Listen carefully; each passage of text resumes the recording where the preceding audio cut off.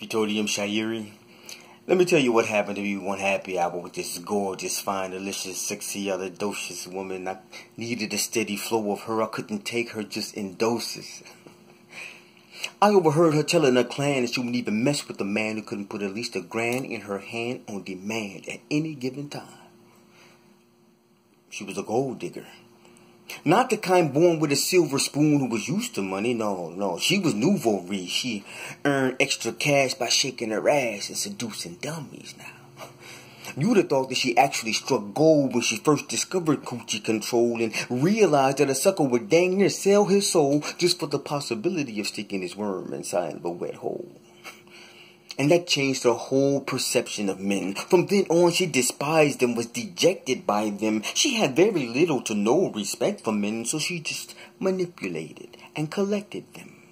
Like bobblehead figurines on a roller coaster. Even thugged out G's with shoulder holsters were yes men to her every whim. And those rich playboy mother, oh, she loved to get them. It was like a chess match between two of the deadliest sins. Greed versus lust. Coochie versus money. Women versus men. Well, at least in her mind it was a battle between genders. And she had been waging that war for as long as she could remember. Ever since Uncle What's-His-Name molested her when she was a young tender. She's been taking no prisoners, no retreat, no surrender. And the reason she treats him like that is because every time a buster approaches her, she sees that bastard's face. She hears his repulsive voice. And she remembers the way his nasty-ass tongue tasted like cheap wine and freebase.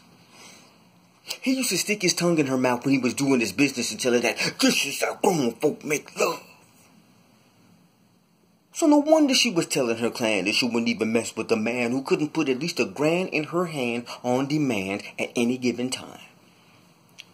She was a gold digger. Now, I can dig a good hustle, but gold digging disgusts Phetote. So I discussed the situation with Phetote because sometimes the only brother I can trust is Phetote. So I said, should we reform her? And I said, yes, we must, Phetote.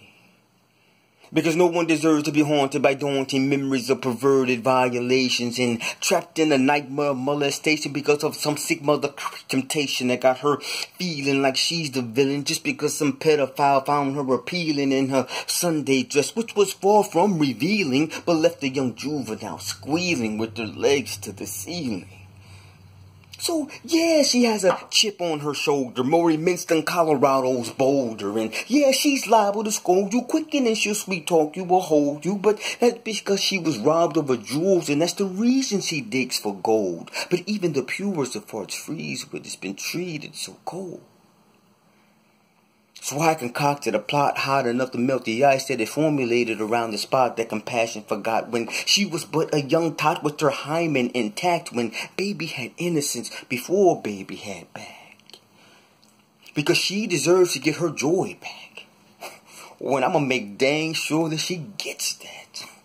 Even though I did overhear her telling her clan that she wouldn't even mess with the man who couldn't put at least $1,000 in her hand on demand at any given time. She was a gold digger.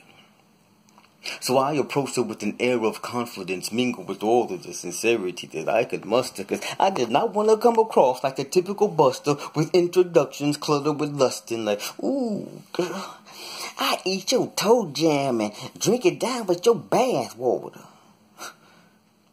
Doesn't this idiot realize that that's somebody's daughter? So to avoid putting my foot in my mouth, I put a love letter on a napkin. Now, don't get me wrong, I'm not the save a whole captain, but love at first sight in my world happens. I am Phetote. So I wrote, Dear Miss Understood. I won't bore you with redundant flattery that merely repeats the obvious.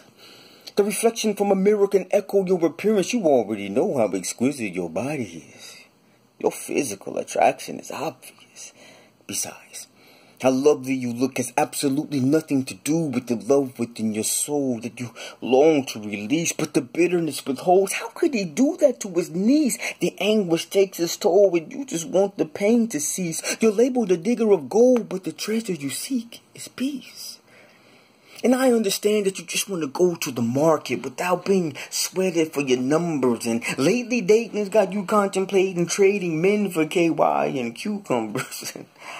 I realize that your initial impression that this is game that I'm expressing and that my aim is your Kit Kat, and I'll change once I hit that, but I assure you, my intentions are pure, and I just want to caress your essence and be the blessing that you long for. If it ain't right, I will be wrong for loving you unconditionally through thick and thin until death does me.